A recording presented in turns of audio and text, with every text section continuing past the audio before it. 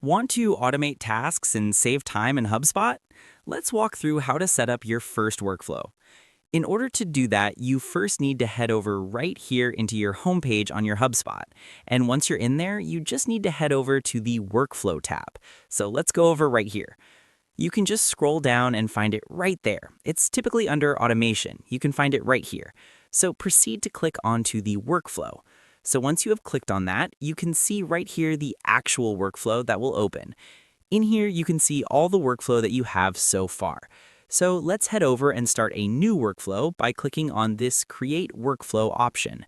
You can start from scratch, from template, or with AI. On this case, let's start with template, and after that, you can see the template gallery directly on this workflow page. Just choose right here the ones that are available with the plan that you currently have.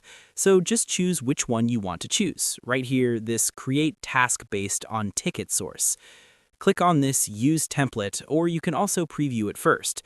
And after that, it will load in order to show you right here the actual workflow.